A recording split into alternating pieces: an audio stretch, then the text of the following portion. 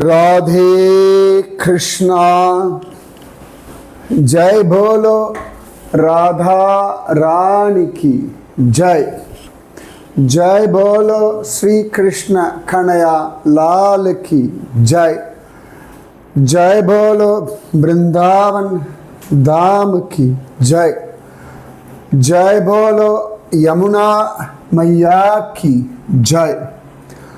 जय बोलो गोवर्धन गिरिराज की जय। जय बोलो आज की आशीर्वाद की, आज की आनंद की जय। व्रजमंडल परिक्रमा அற்புதமான மார்கழி மாசத்துல ஆண்டாள் ஆசைப்பட்ட பிருந்தாவனத்தில் நாம் மானசீகமாக அலைஞ்சிட்டு இருக்கோம்.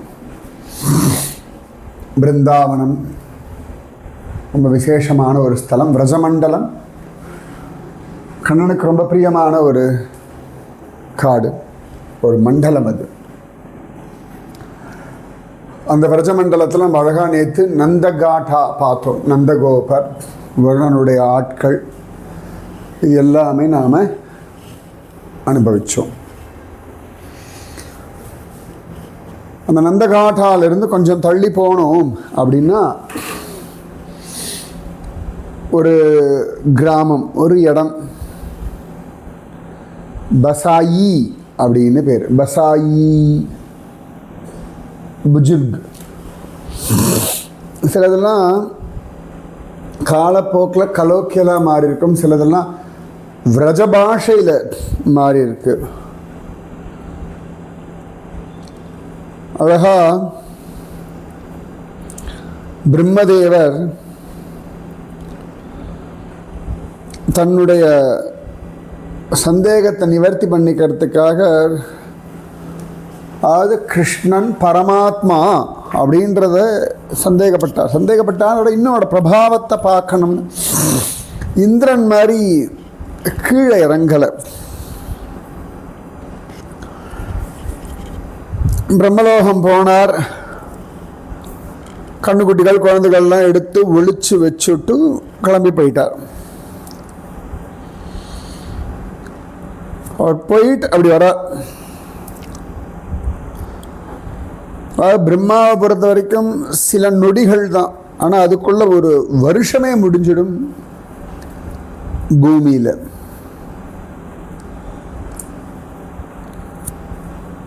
அப்போ இந்த கிராமத்துக்கு மேலே மேகங்களுக்கு நடுவில் மறைஞ்சிருந்து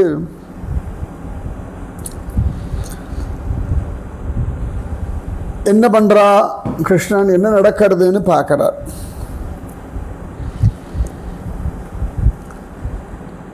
அப்போ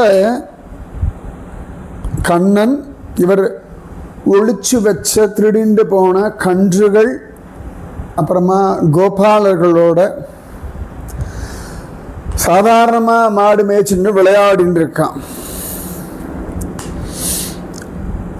பிரம்மாவுக்கு தலை சுத்தித்து. அப்படி பிரம்மா குழம்பி போய் பார்த்த ஒரு இடம் இந்த இடம், பசாயி. பசாயி புஜுர்க் அப்படின்னு.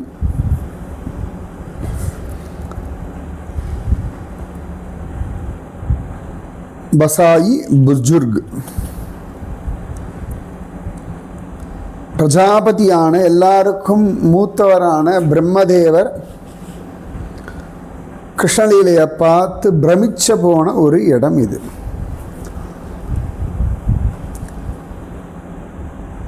அதுக்கு அடுத்தது சஹி அப்படின்னு, சை அப்படின்ற சஹி. சாயே சஹி ஹை, இது உண்மைதானா, அதான் அந்த சஹி அப்படின்றது தான் சை அப்படின்னு. இந்த கிராமத்துக்கு பக்கத்தில் தான் பிரம்மதேவர்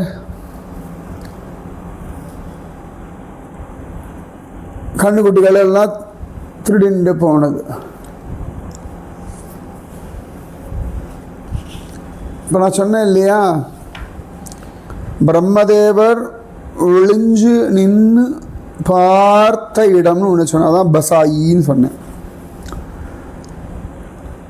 ஒருவேளை நம்ம தூரத்துலேருந்து பார்க்கறதுனால நமக்கு தெரியல போல இருக்கு அப்படி இன்னும் கொஞ்சம் பக்கத்தில் வந்து பார்த்து இது உண்மைதானா, நான் திருடிண்டு போன கன்றுகளும் கோப குழந்தைகளும் இங்கே இருக்காளே அப்படின்னு அவர் இது உண்மைதானா அப்படின்னு தன்னைத்தானே கேட்டுன்ற இடம் தான் இந்த சஹின்ற செய். இன்னைக்கு பேர் வந்து அதுக்கு செய் அப்படின்னா, சஹின்ற கலோக்கிய செய் அப்படின்னு. நம்ம பரிக்கிரமா மார்க்கத்தில் போகிறதுனால இப்படி வருது. அடுத்தது தான் வத்சவனா பச்சாவனா பச்வன் அப்படின்னு சொல்கிறார். இந்த வத்சவனம் இது மூணாவது இடம். ஃபஸ்ட்டு வந்து பசாயி, அடுத்தது சஹி, அடுத்தது வத்சவனா. வத்சவனம் தான் பிரம்மதேவர் கன்றுகளையும் இவாளையும் திருடிண்டு போன இடம், கோப குழந்தைகளையும்.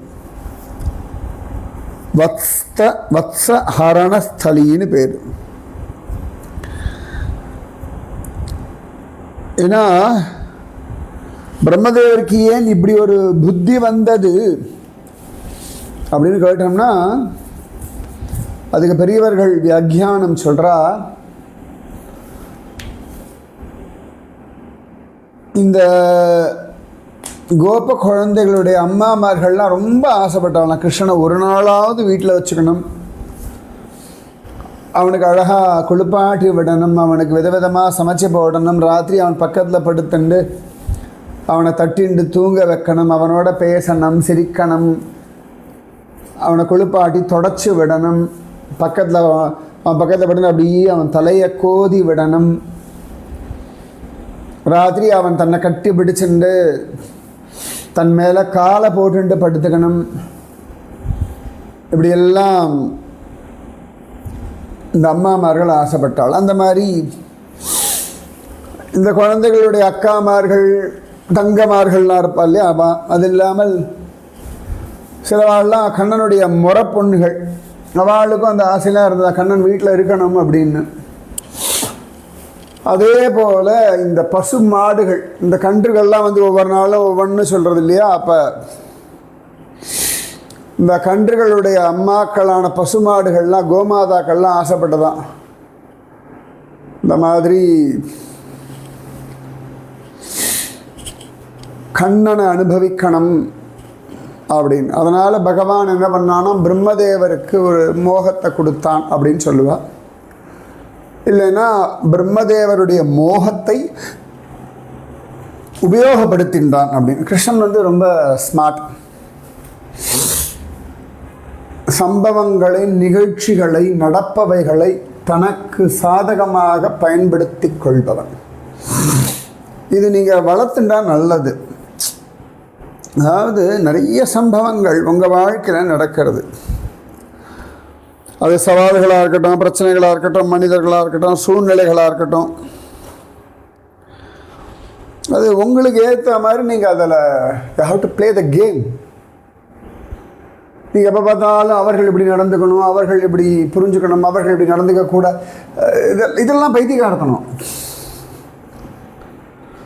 அல்டிமேட்டாக உங்களுக்கு என்ன வேணும்னு பாருங்கள் லைஃப்பில், அதில் கவனம் வைங்கோ. அப்போ தான் வந்து ஈஸி.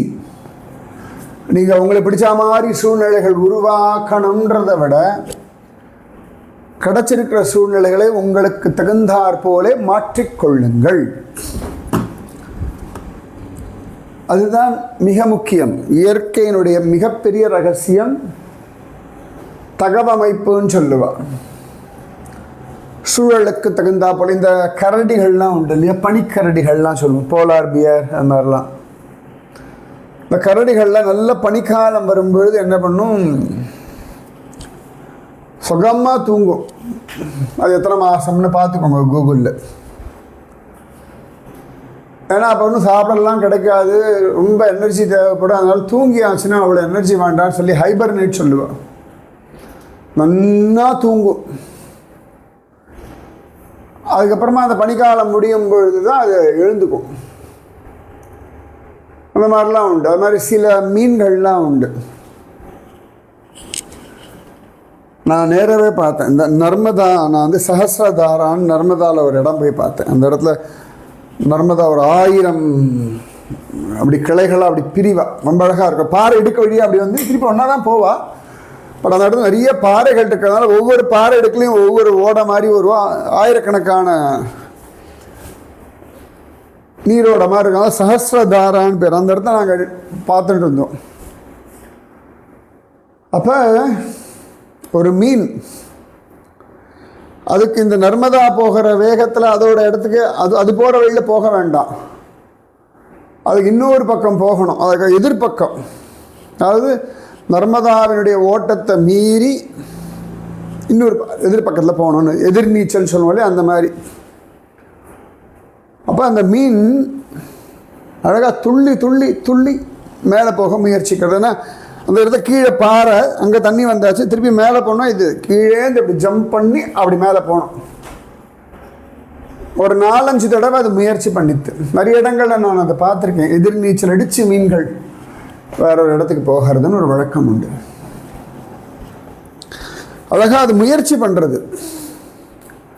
இந்த நதி இப்படியே ஓடின்னு இருக்கேன், அது கூடயே போக வேண்டியிருக்கு அப்படிலாம் இல்லை. சரி, இது இப்படி தான் இருக்குது, இதை நான் எனக்கு சாதகமாக எப்படி பயன்படுத்தி கொள்ளலாம் அப்படின்னு. அதே சந்தர்ப்பத்தில் அங்கே சில கொக்குகள்லாம் உட்காந்துட்டு இருந்தது, நாரை. அது 2 நாரை பார்த்தது இந்த இடத்துல மீன் துள்ளி குதிச்சு அந்த பக்கம் போக ட்ரை பண்ணுறதுன்னு. இந்த நாரை 2 என்ன பண்ணுது, இந்த மீன் துள்ளி குதிச்சு முயற்சி பண்ணுறது இல்லையா, அதுக்கு பக்கத்தில் ஒரு பாறையில் அழகாக வந்து நின்றுடுத்துகள். ரொம்ப அழகு என்னன்னா, மீன் அது ஒரு சூழ்நிலையை மாற்றி உருவாக்க முயற்சிக்கிறது. அதே சமயத்தில் அந்த சந்தர்ப்பத்தை தனக்கு பயன்படுத்தி கொள்ள நாரை முயற்சி பண்ணுறது. ரொம்ப அழகு. இது இயற்கையினுடைய நிகழ்வு. ஸோ இந்த மாதிரி தான். இப்போ வெயில் வர்றது, அந்த சூரிய ஒளியை ஒருத்தன் சோலார் எனர்ஜியாக கன்வெர்ட் பண்ணிட்டான் இல்லையா. நிறைய இருக்குது அந்த மாதிரி. நீங்கள் கவனிங்கோ. இப்போ சில பேர் வீட்டில் கணவன் ரொம்ப செலவு பண்ணுறவனும் இருப்பான். அதே சந்தர்ப்பத்தில் மனைவி பார்த்து பார்த்து செலவு பண்ணுவாள். அதுக்கேற்ற மாதிரி கணவன் இடத்துலேருந்து சிலதெல்லாம் பணம் வாங்கி வச்சுன்னா அதில் மிச்சம் மீதி பிடிச்சு நிறைய பணம் சேர்த்து வச்சுருப்பான். இது ஏமாத்துன்னு கிடையாது, இது கணவனுக்கு நம்பிக்கை துரோகம்னு கிடையாது. அவன் அனாவசியமாக செலவு பண்ணுறதுல எங்கெல்லாம் முடியுமோ அதை கட்டுப்படுத்தி அதை சேமிக்கிறதுன்னு ஒன்று. நிறைய இந்த நடை வியாபாரிகள்னு சொல்லுவோம். இந்த நம்ம நடக்கிறோம் இல்லையா, சாலையோர வியாபாரிகள்னு சொல்லுவாள். அவர்களெல்லாம் ஒரு குறிப்பிட்ட நேரம் கடையை திறப்பா. ஒரு சின்ன கொடையை வச்சுருப்பா, அதுக்கு உட்காந்து பூ விற்பார்கள். நான் பார்த்துருக்கேன் நம்ம மெட்ராஸில் பல ஊர்களில். சாயங்காலம் 5 மணி 6 மணிக்கு வருவா, ஒரு 10 மணி வரைக்கும் அந்த வியாபாரம் பண்ணுவா, அப்புறம் கிளம்பி போவாள். அந்த சமயத்தில் அந்த இடத்துல மட்டும் உட்காருவான். வேறு இடத்துல பார்க்கலாம், அந்த நிறைய சேல்ஸ் பசங்கள்லாம் பல இடங்களில் பெரிய கொடையை வச்சுன்னு அது கீழே அந்த சிம் கார்டு விற்பா. ரொம்ப அழகாக இருக்கும். அது மாதிரி நான் பார்த்துருக்கேன் சில இடங்களில். இந்த பார்க்கு இல்லாட்டி கிரவுண்டு, அங்கே எங்கெல்லாம் மக்கள் வாக்கிங் எக்ஸசைஸ்லாம் பண்ணுறோம், அங்கே வாசலில் ஒரு எடை மிஷினை போட்டுட்டு இங்கே ஃப்ரீ செக்கப் பண்ணுவோம், வெயிட் ஃப்ரீ செக்கப், அப்புறமா பிபியை ஃப்ரீயாக செக் பண்ணணும். அதுக்கப்புறமா அவள் ஏதாவது ஒரு ப்ராடக்ட் விற்பா. ஏதான மருந்து இல்லாட்டி ஏதான ஒரு சிரப்பு ஏதாவது டானிக், அதுக்கு என்னடா ஒரு இடம் மிஷினை போடுறது, நிற்கிறது, அங்கே ஒரு கொடையை போடுறது, இலவசமாக உங்கள் இடையை பார்த்து கொள்க அப்படின்னு. இது யாரும் ஏமாத்தலவா, இது ஒரு டெக்னிக். அந்த ஏன்னா அந்த வாக்கிங்லாம் போகிற வாழ்க்கை தான் வெயிட் எவ்வளோ, எல்லா வீட்லேயும் வெயிங் மிஷின்லாம் இருக்காது இல்லை. ஸோ இந்த மாதிரி சூழ்நிலைகளை தனக்கு சாதகமாக்கி கொள்வதுன்றது ஏமாற்றுவதில்லை. அந்த மாதிரி கண்ணன் ரொம்ப கெட்டிகாரன். சூழ்நிலைகளை தனக்கு சாதகமாக பயன்படுத்தி கொள்வது, இது கன்னடத்தில் முக்கியமாக கற்றுக்கொள்ள வேண்டிய அழகான ஒரு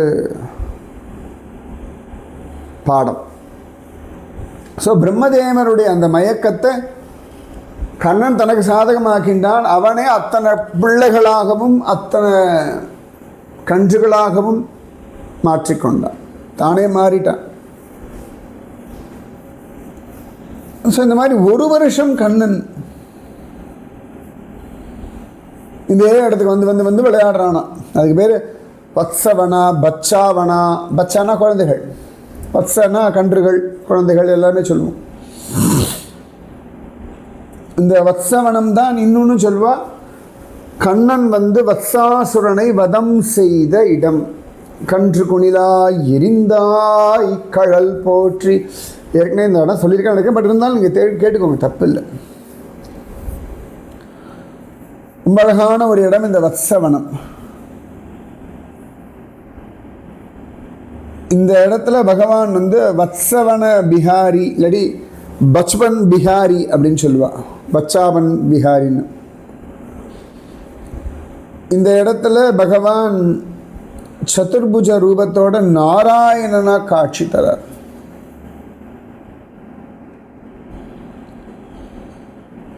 ரொம்ப விசேஷமான ஒரு இடம்.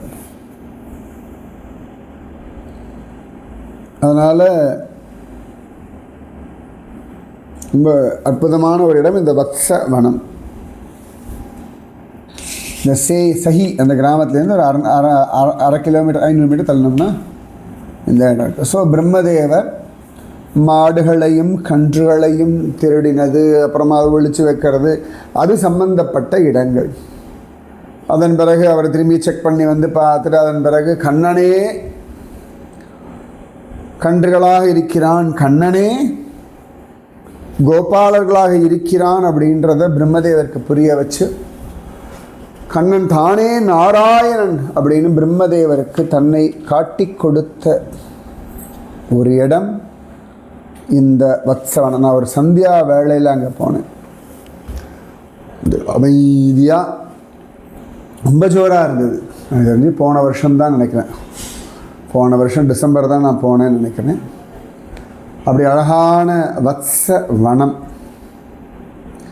இங்கெல்லாம் கூட்டமே கிடையாது. இந்த இடத்துல அதிக பேர் வரமாட்டா. திரும்ப திரும்ப மதுரா, பிருந்தாவன், பாக்கிய பிஹாரி இங்கெல்லாம் தான் கூட்டம். இந்த இடத்துலலாம் கூட்டம்லாம் கிடையாது. அதனால் ரொம்ப அழகான ஒரு ஸ்தலம் இந்த இடங்கள். என்னென்ன சொல்லுங்க பார்க்கலாம். பசாயி, அப்புறம் சஹி, அதுக்கப்புறமா வத்சவனம். இதெல்லாம் ரொம்ப அழகான ஸ்தலங்கள். இன்னும் இருக்குது, மீதி விஷயம் நாளைக்கு பார்ப்போம். ராதே கிருஷ்ணா, ராதே கிருஷ்ணா, கிருஷ்ணா ராதே, ராதே கிருஷ்ணா, கிருஷ்ணா ராதே, ராதே கிருஷ்ணா, கிருஷ்ணா ராதே, ராதே கிருஷ்ணா, கிருஷ்ணா ராதே. जय भोलो राधा रानी की जय, जय भोलो श्री कृष्ण कन्हैया लाल की जय, जय भोलो वृंदावन धाम की जय, जय भोलो यमुना मैया की जय, जय भोलो आज की आनंद की जय, जय भोलो आज की आशीर्वाद की जय. राधे कृष्णा, राधे कृष्णा, राधे कृष्णा. ராதே கிருஷ்ணா. அது சொல்கிறதே ஒரு சுகம். நிறைய சொல்லுங்கோ, நிறைய நாம ஜபம் பண்ணுங்கோ, ரிலாக்ஸ்டாக இருங்கோ. வாழ்க்கை வாழ்வதற்காக மட்டுமே. இந்த பிரஜமண்டல பரிக்கிரமாவில் ரொம்ப நிதானமாக சொல்லிட்டு இருக்கேன். சில இடங்கள் ஏற்கனவே சொல்லியிருப்பேன், ஆனாலும் பகவத் சங்கல்பம் திரும்ப திரும்ப சொல்லிட்டு இருக்கேன். சரியா? ராதே கிருஷ்ணா.